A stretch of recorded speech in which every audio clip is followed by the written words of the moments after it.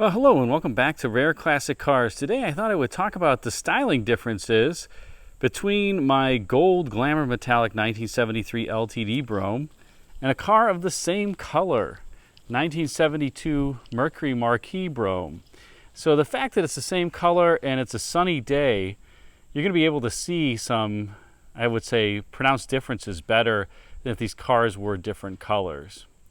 Now, first thing to note is a number of front end differences, and this isn't really a fair comparison because the LTD is a 1973 that had to make do with the 5-mile-an-hour impact standard in the front, so the bumper isn't nearly as well integrated. But here you can see the bumper is integrated with the fender line and follows all of the contours of this front header panel very, very nicely.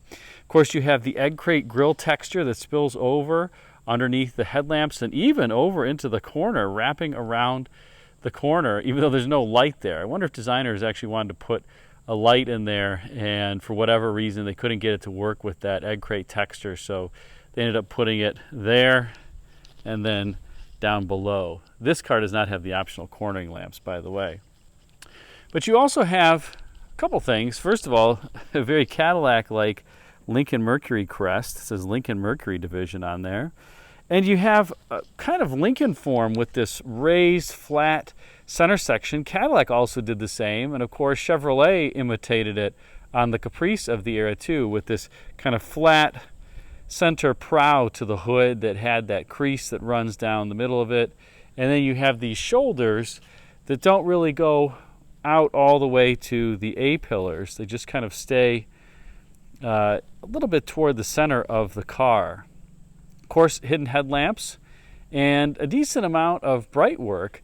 Each of those little egg crate texture ice cubes is trimmed with bright work. Unfortunately, this is a plastic grille, by the way, for 72, but this one is thankfully intact. Now you can contrast the front end with the LTD, and you notice the LTD, I mentioned the bumper and how it wasn't really a fair comparison, but you have this texture within a texture grille, this egg crate within an egg crate within an egg crate texture. Kind of interesting. Lots of rectangles on this grille, very toothy grille. You have the waning years of the Knudsen nose. So the 71 and 72 LTD had a pretty pronounced bunky beak that Bunky Knudsen added to copy the Pontiac, and particularly the 69 Grand Prix when he arrived at Ford, since he was formerly a Pontiac general manager and General Motors executive. And here Ford's starting to kind of transition to a more blunted front end, and the 75 LTD would complete that look. But a very vertically oriented front end. The grille is divided into three distinct forms here. It doesn't totally spill out. It has this little divider in between. But visually, your eye kind of sees the width of this car because that grille has the texture running all the way across it. Of course, you have the block lettering spelling out Ford, but a very pronounced centerline thrust to this. In other words, this midsection is very pointy. And you'll notice that the shoulders on this kind of come to a narrower point on the hood than the Mercury. So this one's, I would say, more formal in the front end, very upright grille. Again, would become more upright in 1975. This one is also an upright grille, but it has, I would say, a more uninterrupted grille texture. And of course, it's a smoother front end with the hidden headlamps. Now, the big difference here is really on the body side and the roofline. The Marquis has this very gentle crown that you can see. Take a look at how the bright work here on the Marquis Brougham just draws your eye all the way down the side, and you have this continuous, gentle, convex crown here to the surface that then flares outboard, kind of fillets and flares outboard, and then you have the rocker that gently tucks in. This isn't a firm crease, but then tucks in and under. So the highlights are just uniform and constant across the car. And the fact that this has a uniform highlight, again, just draws your eye to the overall length. And of course, this car is longer than the Ford. It has a 124-inch wheelbase versus the Ford at 121. But take a look at that highlight.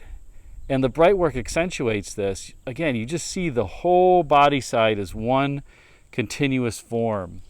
Of course, you have this C-pillar that's quite formal and thick, but it's being pinched here after the rear quarter glass by this kick-up in the belt line, very similar to some of the Coke bottle design cars that had this as an element of the graphic. This car's body doesn't flare outboard at the rear wheel, so it's not technically a Coke bottle car, but it does have that holdover. And you also have this shoulder with the trough that was very similar to what was on Lincoln's ever since the 61 Continental, with the Continental greenhouse that was inset from the glass planes. Here it's not as pronounced, but Mercury has that. Of course, over here you don't have that trough. Look at the door.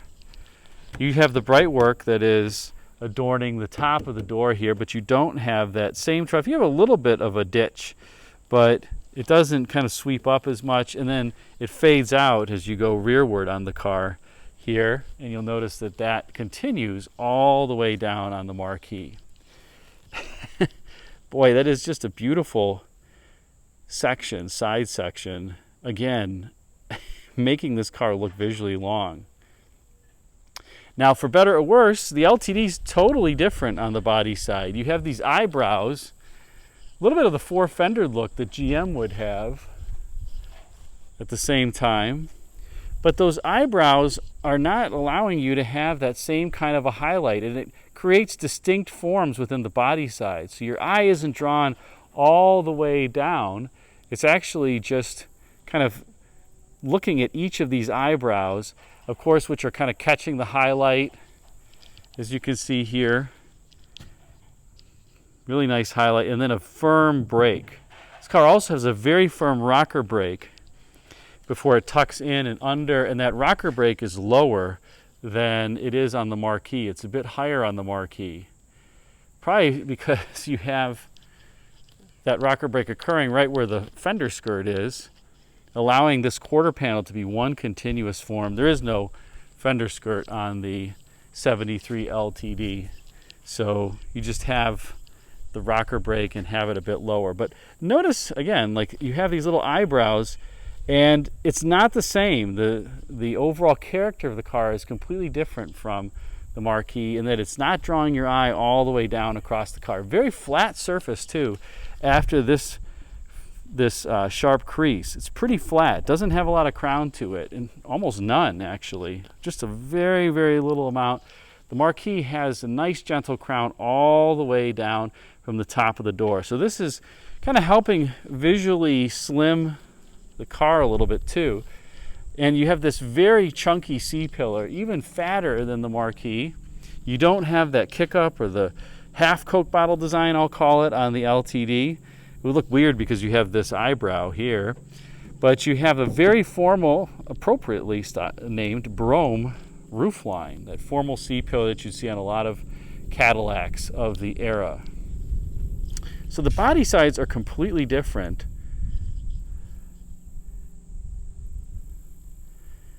And the quarter panel also doesn't look nearly as massive because you don't have the fender skirt, and it's broken up by that firm crease. Now out back on the marquee, you have very minimalist, I would say, badging on the deck lid. Very small font for the marquee, especially compared to the side. Now why Ford would want to minimize that on the deck lid, I'm not quite sure. But you have these wraparound tail lamps, again helping accentuate the width. It would be a full width tail lamp for 71. Here on 72 you got a decorative panel that mimicked the front egg crate texture. And you got this kind of backlight that was depressed into the roof. Notice there's this little, let's say, roll to the C-pillar. You'll see that on the LTD too, where the vinyl top goes all the way around the backlight. Different on the LTD. Very clean, no crease at all at the deck lid. Just a very gentle crown here as the deck lid rolls away. Relatively abrupt termination, but there's also a considerable amount of taper. Notice how right here, this visual height of this is quite low, helping accentuate the width. Now as we go to the LTD, you have visually a much taller rear here. Of course, you have the crease in the deck lid, but you don't have nearly as much taper. And part of that is because this backlight goes down further than it does on the Marquis. See, because that quarter panel kind of kicks up, here it doesn't. You've got really more taper to that car than you do here. No vinyl trim, just a little panel and a bug back there I'm going to have to get out. Oh, those are fun. But Ford saved some money terminating the vinyl top here as opposed to going around. I wonder if the designers wanted it to go all the way around and the bean counter said no. The back and the rear end treatment isn't nearly as well integrated, I would say, with the front on the LTD. You do have kind of an egg crate texture to the tail lamps, but it's not the texture within a texture. The Marquis just perfectly mimics the texture of the front in the rear. And you have these kind of big blocky tail lamps that don't wrap all the way around. So it is emphasizing some of the width because you have this big horizontal panel that says LTD, but not to the same extent that the Mercury is, with that wall-to-wall taillight look with the decorative panel in between. And in general, really different roof lines in different greenhouses. The Marquis actually is a much more pinched greenhouse relative to the quarter panel and the door. Here you've got a bit more glass area, even though I'm pretty sure these cars share A-pillars. Definitely don't share C-pillars. They may share the same roof panel. It's hard to say. Of course, by this point, Ford had gone to the door handles that didn't sit flush with the body. It'd be the same with the Marquis. These are fine, but I have to say I like how these just sit flush.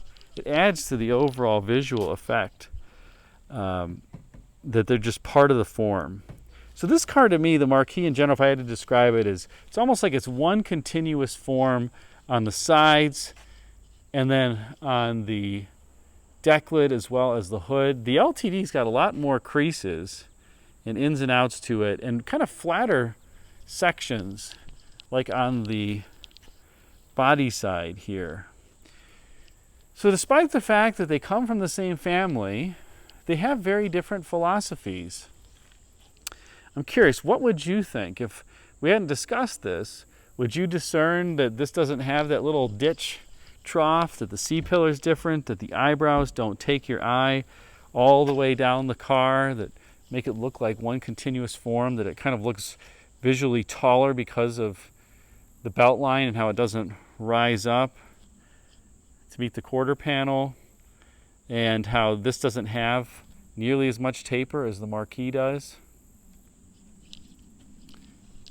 I start to notice more of these things the more as you look at these vehicles and the more you talk about design. I do miss on the inside. I did like this back when Ford and Mercury did have their own instrument panels. I thought that was nice. 72 was the last year for that. By the time 73 came along, they would go to a common IP. They did change the passenger side a little bit, a couple things on the driver's side, but the speedometer was really the same. And that area in front of the driver was really the same. And the instrument panel on these is a bit, I would say, weaker of a structure. It's a little bit more creaky than it is on the 72. Again, true for Mercury and Ford. I think the 71s and 2s are built a little better, except the 73 and 4 do have better sound deadening insulation. They're all quiet, but wow, the 73 and 4 are whisper silent. And I have to say, the car, this LTD, is pretty good stance for a 70s era car. The wheels are quite far outboard relative to the body. I mean, not by modern standards, but by the standards of the time, GMs would be tucked in a little bit more. So Ford did some things nicely. No General Motors fan is really going to fawn over the LTD, although I think Some styling fans will enjoy that marquee. I think that's the better styled piece. And of course the bumpers are just so much better integrated into the design. I mean, look at the rear, how the bumper's beautifully trimming the headlamps and that decorative panel here. The bumper's just a hang-on because of the 5-mile-an-hour impact standards. And of course, this car does have the optional package with the rub strips and bumper guards and everything for further protection. It's not necessarily helping it. But either of these really great cars to collect, drive. You can drive them forever. I mean, look at the seats. This was standard seating in the LTD Brougham with the armrest. The Marquis, interestingly, you had to pay extra for the twin comfort lounge seats in 72 if you wanted, and 73 if you wanted the high back seating. This was the standard seating in the Marquis Brougham. But still very nice. Great quality cloth. Things they don't do today. All the cloth today just feels cheap. Blech. So put a comment in the comment section and let me know what you think. Thanks again for watching.